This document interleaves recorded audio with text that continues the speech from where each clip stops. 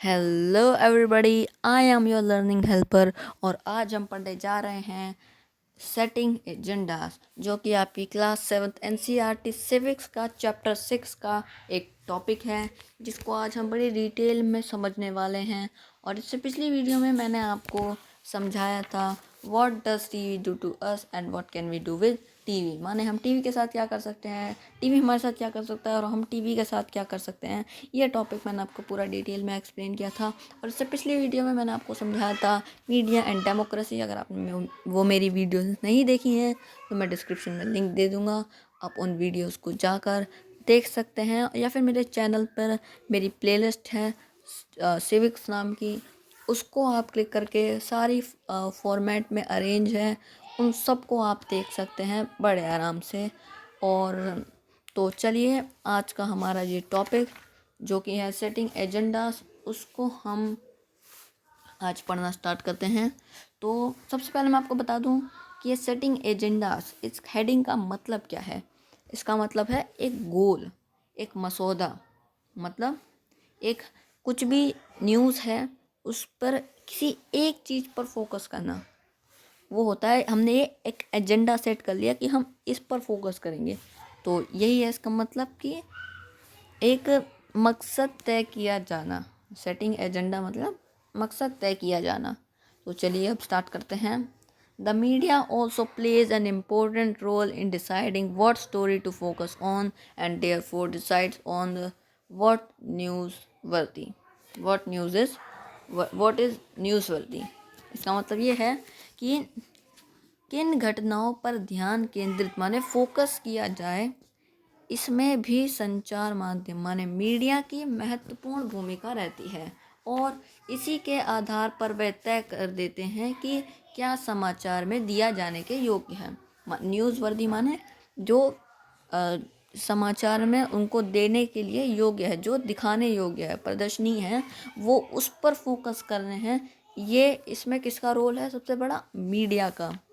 उदाहरण के लिए आपके विद्यालय में वार्षिक उत्सव माने एनुअल फंक्शन हो रहा है की खबर शायद समाचार के दिए जाने योग्य नहीं समझे। अब जैसे आपके स्कूल में फंक्शन हो रहा है, एनुअल फंक्शन हो रहा है, तो अब क्या न्यूज़ वाले उसको भी जो है अखबार में छापेंगे या फिर न्यूज़ में दिखाएंगे?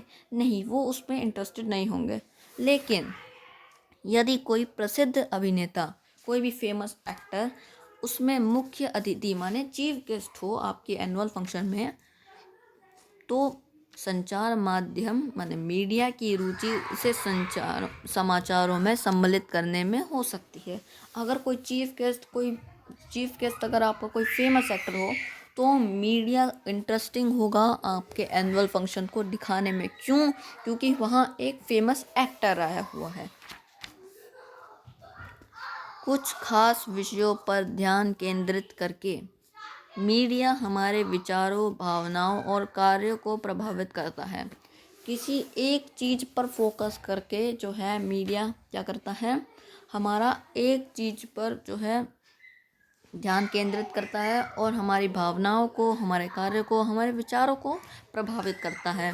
और हमारा ध्यान उन मुद्दों की ओर आकर्षित करते हैं, और जो मुद्दों पे वो फोकस कर रहे हैं उस पर वो हमारा ध्यान आकर्षित करते हैं। हमारे जीवन पर महत्वपूर्ण प्रभाव डालने और हमारे विचारों को निर्मित करने में मुख्य भूमिका होने के कारण ही प्राय यह कहा जाता है कि मीडिया ही हमारा एजेंडा तय करते हैं। मतलब वो जब किसी एक चीज़ पर फोकस करते हैं, हमारे थॉट्स को उसी पर प्रभावित करवाते हैं, है ना, तो हम ये कहते हैं कि उन्होंने एक एजेंडा सेट कर दिया है, sets the agenda. Very recently, the media drew our attention to alarming level of pesticide in Coca-Cola drinks। इसका मतलब ये है कि हाल ही में, मतलब थोड़े रिसेंटली ही मीडिया ने कोला पेयो मतलब कोला ड्रिंक्स, मेरे कोका कोला की ड्रिंक्स होती हैं, आसान में समझ आएगा, इन्होंने पता नहीं क्या दे रखा है। अभी हाल ही में संचार माध्यम मीडिया ने कोला पेय माने कोका कोला की ड्रिंक्स में कीटनाशक, पेस्टिसाइड माने कीटनाशक जो होते हैं, का स्तर खतरे के स्तर तक बढ़े हुए होने की ओर हमारा ध्यान आकर्षित किया। मतलब अभी मीडिया ने हाल ही में हमारा ध्यान किस पर आकर्षित किया कि कोका कोला ड्रिंक्स में पेस्टिसाइड्स की मात्रा खतरे के स्तर से ऊपर है। उन्होंने कीटनाशक के अत्यधिक मात्रा में होने पर एक रिपोर्ट प्रकाशित की थी और इस तरह हमें कोका कोला की ड्रिंक्स को अंतर्राष्ट्रीय गुणवत्ता व सुरक्षा मापदंडों के अनुसार नियमित रूप से नियंत्रित करने की आवश्यकता महसूस कराई। मतलब उन्होंने क्या किया, उन्होंने कीटनाशक की अधिक मात्रा में जो था, उन्होंने कोका कोला की ड्रिंक्स में जो थी उसमें एक रिपोर्ट पब्लिश कर दी। उस पर एक क्या है, रिपोर्ट पब्लिश कर दी माने प्रकाशित कर दी। पब्लिश माने प्रकाशित कर दी, जैसे हम बुक पब्लिश करते हैं वैसे ही उन्होंने एक रिपोर्ट पब्लिश कर दी माने प्रकाशित कर दी। और फिर हमारा ध्यान किस पर गया कि कोका कोला में कीटनाशकों की मात्रा ज़्यादा है और इस तरह हमें कोका कोला ड्रिंक्स को अंतर्राष्ट्रीय गुणवत्ता व सुरक्षा मापदंडों माने स्टैंडर्ड्स पे के अनुसार, उनके अनुसार हमको क्या करना चाहिए, इसको नियंत्रण करने की आवश्यकता महसूस कराई। मीडिया ने हमको कोका कोला के ड्रिंक्स की जो यूज़ है उनका नियमित रूप से उनकी आवश्यकता महसूस कराई। उन्होंने सरकार के दबाव के बावजूद निडरतापूर्वक घोषणा की कि कोला पीना सुरक्षित नहीं है। सरकार का उन पर दबाव होगा। जो सरकार थी, मैंने आपको बताया कि सेंसरशिप क्या होता है, जब सरकार जो है किसी चीज़ को दिखाने के लिए रोक लगा देती है। अब उसी का रिलेशन यहीं से है कि सरकार ने जब दबाव डाला किस पर, मीडिया पर, इसको पब्लिश ना करने के, लेकिन मीडिया ने निडरतापूर्वक घोषणा कर दी कि कोका कोला पीना एकदम सुरक्षित नहीं है। इस वृत्तांत को पेश करके मीडिया ने निश्चित रूप से हमारा ध्यान ऐसे विषय पर केंद्रित करने की कोशिश करी है जिस पर यदि उनकी रिपोर्ट ना आती तो हमारा ध्यान ना जाता। मतलब इस वृत्तांत, मतलब ये जो हमको कोका कोला की घटना दी है, इसमें हमको ये पता चलता है कि अगर ये मीडिया हमारा ध्यान इस पर केंद्रित ना करता तो हमारा इस पर ध्यान नहीं जाता और हम कोका कोला पीते, हम बीमार पड़ते। लेकिन मीडिया ने एक अच्छा काम किया है एक तरीके से, है ना। There are several instances when the media fail to focus on issue that are significant in our lives. इसका मतलब ये है कि कई बार ऐसी घटनाएं हो जाती हैं जब संचार माध्यम मीडिया उन विषयों पर हमारा ध्यान केंद्रित कराने में असफल रहते हैं, माने असक्षम रहते हैं, जो हमारे जीवन के लिए महत्वपूर्ण होती है, जो हमारे लिए इम्पोर्टेंट है उस न्यूज़ को जानना। उदाहरण के लिए पीने के पानी हमारे देश की एक बड़ी समस्या है। हर साल हज़ारों लोग कष्ट सहते हैं और मर जाते हैं। किसकी वजह से? पीने के पानी ना मिलने की वजह से, उसका सुरक्षित ना होने की वजह से, साफ़ ना होने की वजह से। फिर भी संचार माध्यम माने मीडिया हमें इस विषय पर बहुत कम ही चर्चा करते हुए दिखाई देते हैं।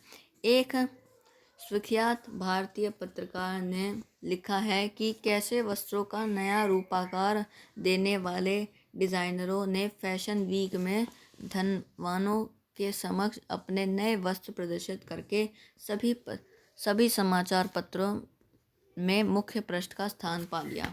मतलब एक जो है जाने माने जर्नलिस्ट हैं, इंडियन जर्नलिस्ट हैं, उन्होंने कहा कि उन्होंने इस हफ्ते एक फैशन वीक रखा जिसमें जो डिज़ाइनर थे उन्होंने अमीर लोगों के लिए अपने नए नए कपड़े रखे, नए नए कपड़ों के डिज़ाइन रखे और उन्होंने ये ऐसा करके जो न्यूज़पेपर हैं उनके फ्रंट पेज पर एक बड़ी हेडलाइन बन गए। लेकिन जबकि उसी सप्ताह में अनेक झोपड़पट्टी माने स्लम्स को गिरा दिया गया, पर किसी ने इस पर ज़रा भी ध्यान नहीं दिया। अब उसी हफ्ते जो था ये स्लम्स माने जो भी झोपड़पट्टियाँ होती हैं उनको गिरा दिया गया, लेकिन इस पर किसी ने ध्यान नहीं दिया।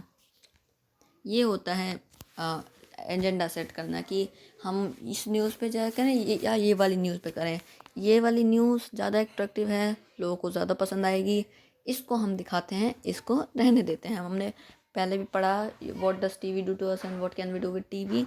उसमें क्या किया हमने, क्या पढ़ा था कि टीवी हमको अमीर लोगों की लाइफस्टाइल ज़्यादा दिखाता है।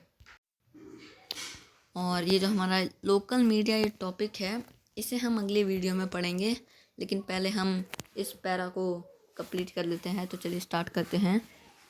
As citizen of a democracy, the media has a very important role to play in our life because it is through the media that we hear about issues related to the working of the government। इसका मतलब है प्रजातंत्र माने democracy के नागरिक के रूप में हमारे जीवन में मीडिया बहुत महत्वपूर्ण भूमिका निभाती है, क्योंकि मीडिया के द्वारा ही हम सरकार के कामों से संबंधित विषयों में टॉपिक्स में के बारे में सुनते हैं। इस वजह से जो है गवर्नमेंट के जो भी काम हैं होते हैं, उसकी न्यूज़ उसके बारे में हमको मीडिया जो है वो बताता है। मीडिया जो है वो निश्चित करते हैं, डिसाइड करते हैं कि किन बातों पर ध्यान केंद्रित माने किन बातों पर फोकस ज़्यादा किया जाना है, और इस तरह वे एजेंडा जो है वो तय कर लेते हैं। यदि सभी सरकार चाहे तो मीडिया को किसी घटना की खबर छापने से रोक सकती है। अगर सरकार चाहे तो मीडिया को किसी भी घटना को छापने से रोक सकती है। इसे हम क्या कहते हैं, सेंसरशिप कहते हैं। आजकल मीडिया और व्यापार का घनिष्ठ संबंध होने से संतुलित रिपोर्ट का प्रकाश में आना कठिन हो गया है। अब जब मीडिया है और उसका रिलेशन किससे है, बिजनेस से, तो एक बैलेंस रिपोर्ट का आना मुश्किल हो गया है। हमने पहले भी पढ़ा। इसे ध्यान में रखते हुए हमारे लिए यह सजगता महत्वपूर्ण है कि समाचार से प्राप्त तथ्यात्मक जानकारी भी पूर्ण नहीं होती है, और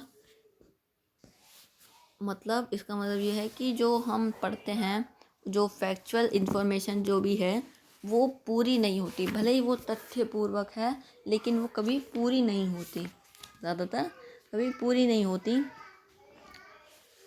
और क्या हो सकती है, एक पक्षीय हो सकती है, माने वन साइडेड हो सकती है, एक तरफा हो सकती है। हमें समाचार के विश्लेषण के लिए निम्नलिखित प्रश्नों पूछने चाहिए। समाचार से रिलेटेड हमको उसको समझने के बाद उसमें कुछ प्रश्न पूछने चाहिए, उसको एनालाइज करने के लिए कुछ प्रश्न पूछने चाहिए। जैसे इस रिपोर्ट में मुझे कौन सी जानकारी मिल रही है, कौन सी आवश्यक जानकारी नहीं दी जा रही, यह लेख किसके दृष्टिकोण से लिखा गया है, किसका दृष्टिकोण क्यों छोड़ दिया गया है ना। तो ये सब प्रश्न हमको पूछने चाहिए, तभी हम क्या कहलाएंगे, एक जागरूक, एक एक्टिव व्यूअर कहलाएंगे हमें ऐसा कुछ न्यूज़ को एनालाइज करने के लिए भी हमको कुछ ऐसे प्रश्न पूछने चाहिए। मैंने आपको पहले ही बताया, ये जो था हमारा topic what does TV do to us and what can we do with TV, इसमें हमको क्या कहा था कि हमें एक्टिव व्यूअर बनना चाहिए कुछ सवाल पूछकर। तो वो सवाल यही थे। तो hope you guys understand this topic, setting agenda. मैं आशा करता हूँ आप ये टॉपिक समझ गए होंगे। इससे अगली वीडियो में हम ये वाला टॉपिक लोकल मीडिया डिटेल में समझेंगे, और फिर हम इसके बाद समझेंगे सोशल एडवर्टाइजिंग। तो मिलते हैं अगली वीडियो में। Thanks for watching.